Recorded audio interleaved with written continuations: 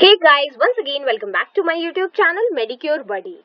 As you have already seen that recently I have been uploading जितने भी exam based topics हैं surgery के. Today also I am back with another topic जो कि examination में कई बार 10 मार्क्स क्वेश्चन में पूछा जाता है and that is nothing but basal cell carcinoma. ठीक है, basal cell carcinoma is also known as rodent ulcer.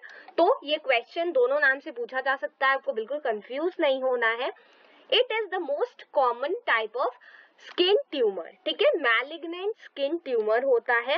It arises from basal cell of pilosebaceous adnexa and occurs only on the skin. ठीक है, तो pilosebaceous unit जो होती है वहां से ये उसके बेसल सेल से अराइज होता है. ठीक है, और ये स्लो ग्रोइंग नियोप्लाज्म होता है और ज्यादातर ये कई सालों तक सिर्फ अल्सर के फॉर्म में ही परसिस्ट करता है. Metastasis and death from this disease is extremely rare. तो बेसिकली ये मैलिग्नेंट टाइप का तो होता है बट इसमें बहुत ज्यादा मेटास्टासिस देखने को नहीं मिलती है और ना ही इससे किसी भी पर्सन की डेथ होती है जनरली. ठीक है, लोकेशन की अगर हम बात करें तो मेजॉरिटी ऑफ द लीजन्स हैं they are found on the face above the line from lobule of the ear to the angle of mouth. Now this can be prominently observed in this image कि जो face का part है above the line from lobule of the ear to the angle of mouth, आप देख सकते हो वो part यहाँ पे मेंशन किया गया है दैट जहां पर जो कॉमन साइट है बेसल कार्सिनोमा के फॉर्मेशन की. ठीक है, नाउ अगर मैं कॉमन साइट्स की बात करूं तो बहुत अच्छे से यहाँ मेंशन किया हुआ है. Inner canthus of I which is this part, outer canthus of I this part. ठीक है, आईलिड्स में हो सकता है, नोज की ब्रिज पे हो सकता है. ठीक है, and around the nasolabial fold. ठीक है, तो कई बार वहां पे भी जो BCC है that is basal cell carcinoma which is also known as rodent ulcer, इसके फॉर्मेशन की चांसेस होती हैं. ठीक है, these sites are the areas where tear roll down. जब भी हम रोते हैं तो आंसू जिस रास्ते से नीचे आते हैं बेसिकली ये वही वाला एरिया होता है.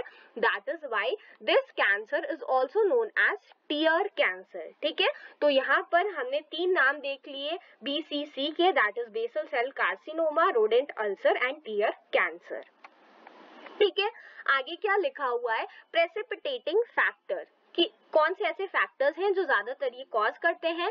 तो सबसे पहले अल्ट्रावायलेट रेज की वजह से कैंसर होता है, ये हम सबको पता है. ठीक है, फेयर स्किन के जो पर्सन होते हैं वो ज्यादा वल्नरेबल होते हैं बेसल सेल कार्सिनोमा के लिए. ठीक है, आगे क्या लिखा हुआ है, आर्सेनिक. ठीक है, आर्सेनिक कई स्किन ऑइंटमेंट्स में यूज किया जाता है and that is also a very dangerous element that can cause basal cell carcinoma. ठीक है, these were the predisposing factor. Now let's move on and discuss the clinical features. तो most common clinical presentation जो यहाँ पर हमें देखने को मिलती है वो होती है एक अल्सर. ठीक है, अल्सर में कई बार ब्रेक डाउन हो सकता है, स्कैबिंग हो सकता है. जो अल्सर होता है उसके एजेस जो होते हैं वो रेज्ड होते हैं. देखिए आप इस इमेज में ऑब्जर्व कर पा रहे होंगे कि कैसे जो भी अल्सर है उसके रेज्ड एजेस हमें देखने को मिल रहे हैं. ठीक है, तो यहाँ पर ऐसा देखने को मिलता है when the lesion is big it is known as rodent ulcer. ठीक है, तो देखिए यहाँ पे ये मेंशन किया गया है that जब लीजन बहुत ज्यादा बड़ा हो जाता है तो हम उसे rodent ulcer कहते हैं.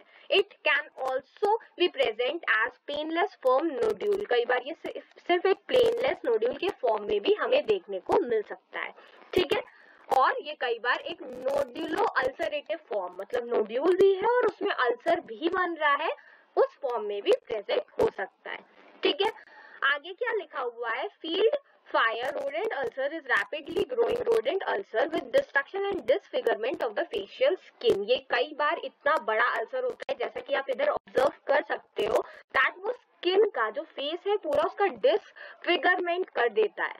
ठीक है, बहुत ज्यादा जो इसके कई टाइप्स हैं, देखिए यहाँ पे मेंशन किया हुआ है these are the types of basal cell carcinoma. इसमें से कौन कौन से टाइप्स हैं, देखिए लेस एग्रेसिव जो होते हैं they are nodular and superficial. ठीक है, तो ये दोनों जो हैं ये लेस एग्रेसिव है. These both are less aggressive and others जो होते हैं दे आर ये जो पिगमेंटेड सिस्टिक है, बेसोस्क्वेमस है, ये बहुत ज्यादा कैसे होते हैं, एग्रेसिव फॉर्म होते हैं। ठीक है, moving on to the spread, इसका जो स्प्रेड होता है ये ज्यादातर लोकल इन्वेजन के थ्रू होता है, बट ये लिम्फेटिक्स के थ्रू स्प्रेड नहीं करते। ठीक है, और ब्लड स्प्रेड भी इसमें बहुत एक्सट्रीम होता है, रेयर।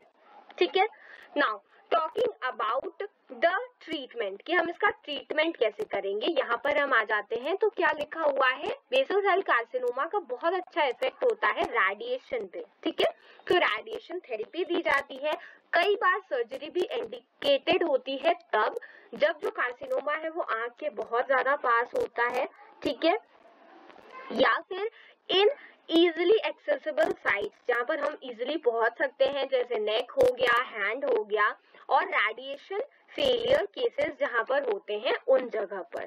ठीक है, हम क्या करते हैं, जितने भी केसेस होते हैं ज्यादातर उसमें वाइट एक्सेशन किया जाता है। कई बार स्किन ग्राफ्ट्स भी यूज किए जाते हैं ताकि वो पार्ट जो है जहाँ जो बहुत ज्यादा बेकार हो चुका है, डिफॉर्म हो चुका है बेसल सेल कार्सिनोमा की वजह से, उनको ग्राफ्टिंग के थ्रू क्या कर दिया जाए, उसको कवर अप कर दिया जाए। ठीक है, so friends this is it about basal cell carcinoma. ये बहुत इंपॉर्टेंट टॉपिक है, बट मैंने इसको बहुत इजीली सिर्फ टू द पॉइंट चीजें बता के आपको एक्सप्लेन करने की कोशिश की है, सो दैट आपके पास एग्जामिनेशन में मेंशन करने के लिए कंटेंट्स रहे और आप बिल्कुल भी कंफ्यूज ना हो। सो friends this is it about today's session. I hope you have enjoyed this video. अगर आपको ये वीडियो पसंद आया हो तो इसको लाइक कीजिए, अपने फ्रेंड्स और बैचमेट्स के साथ शेयर कीजिएगा, and also do subscribe to Medicure Buddy so that you never miss any updates. Thank you.